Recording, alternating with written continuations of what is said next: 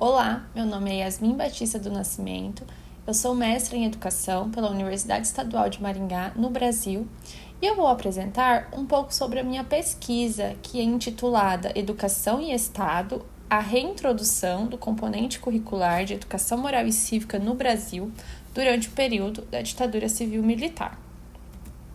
Então, na introdução do trabalho, eu faço um resumo do que será abordado na pesquisa, também apresento a justificativa desse tema, também falo sobre os objetivos, sobre o objetivo geral e os objetivos específicos.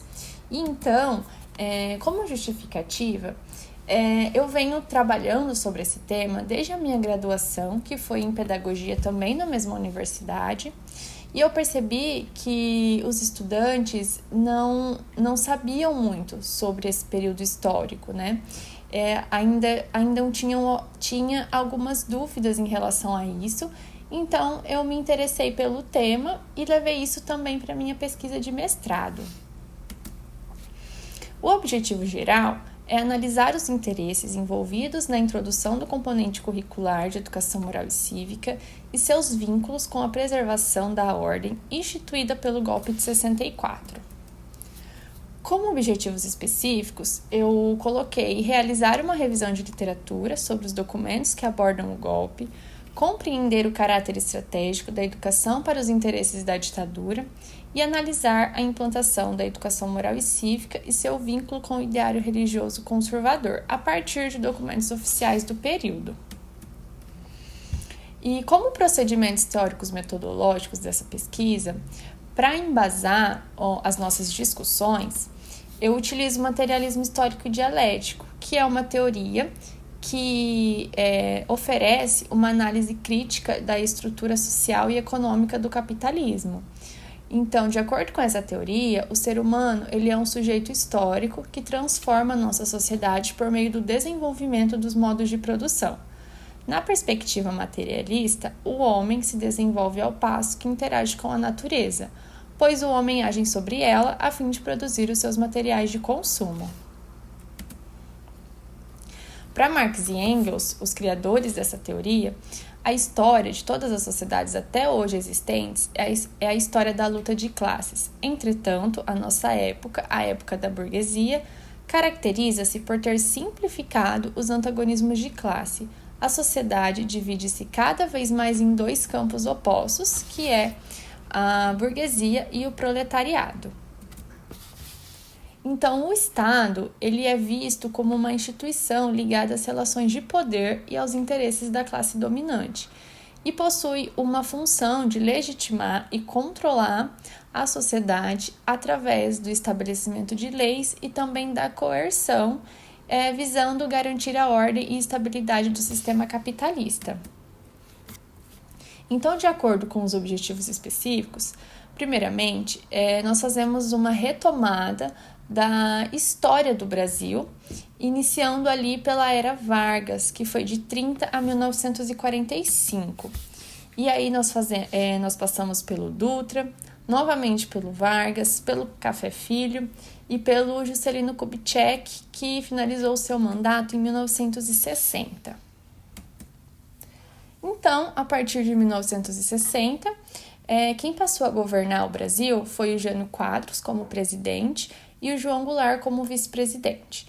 Entretanto, o Jânio Quadros teve um período de governo muito curto. Ele renunciou o seu mandato, alegando que forças ocultas o obrigaram a renunciar o seu cargo. Então, quem assumiu foi o João Goulart. Mas para o João Goulart assumir, foi bem difícil porque a sociedade e a burguesia viam ele como um comunista e, diante disso, o Brasil iria virar um país comunista. E foi dessa forma que aconteceu o golpe. Em uma síntese, a ditadura civil-militar foi arquitetada e operacionalizada pelas Forças Armadas por meio de uma aliança entre a burguesia brasileira com os interesses do capital estrangeiro, tratando-se de impedir o avanço das lutas populares e garantir a intensificação da exploração da mão de obra com o silenciamento das lideranças e da classe trabalhadora. Dessa forma, a ditadura foi a expressão dos interesses do capital, que não se furtou a utilizar da repressão e de todos os meios ilícitos para manter a ordem social. Para Toledo, 1964 significou um golpe contra a incipiente democracia brasileira, um movimento contra as reformas sociais e políticas, uma ação repressiva contra a politização das organizações e dos trabalhadores, um estancamento do debate ideológico e cultural que estava em curso no país.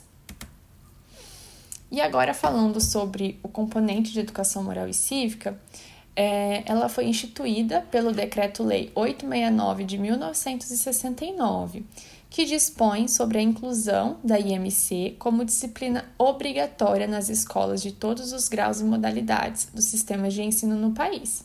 Entretanto, ela já vinha de governos anteriores, por meio da reforma Rocha Vaz em 1925, mas foi somente na ditadura que ela se tornou obrigatória, com o intuito de de fazer uma formação moral nos estudantes, que ensinava basicamente a distinguir o certo do errado, o bom do mal, baseado nos 10 mandamentos, que são considerados os grandes mandamentos da moral. Os homens devem cumprir seus deveres morais e cívicos para atingir seu fim último, que está em Deus, de acordo com Filgueiras. Então, essa disciplina e os livros de IMC disseminavam prescrições de hábitos, costumes, valores, virtudes, deveres e direitos e orientações que indicam um estágio civilizatório brasileiro marcada pela supremacia de poder dos códigos militares, dos princípios cristãos, da conservação da ideia de família tradicional e da segurança da propriedade daqueles bem dotados economicamente. Então, a educação moral e cívica, ela foi elaborada em convergência com a doutrina de segurança nacional, que fazia parte de uma estratégia de combate às possíveis ameaças internas do Brasil. Não por acaso, as propostas presentes nos documentos elaborados pela Comissão Nacional se orientaram pelo discurso conservador, ufanista e patriótico, tais como as comemorações dos grandes cultos da história nacional, os desfiles de estudantes, os concursos com temas que enalteciam os governos militares, com um objetivo explícito: a construção da consciência cívica que fosse condizente com a ordem social e estivesse adequada aos princípios da moral cristã.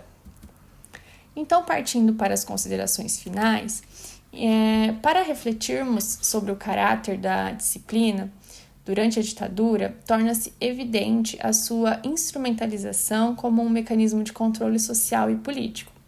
Essa disciplina representou um dos muitos dispositivos utilizados pelo regime para moldar a consciência dos estudantes e impor uma visão distorcida da realidade. E essa disciplina, ela moldou a estrutura educacional do período militar, estabelecendo diretrizes pedagógicas e limitando a autonomia das escolas e dos professores. Essa influência se reflete até hoje no sistema de ensino educacional brasileiro, prejudicando a formação de cidadãos críticos. Essas foram algumas referências utilizadas nessa apresentação. E muito obrigada.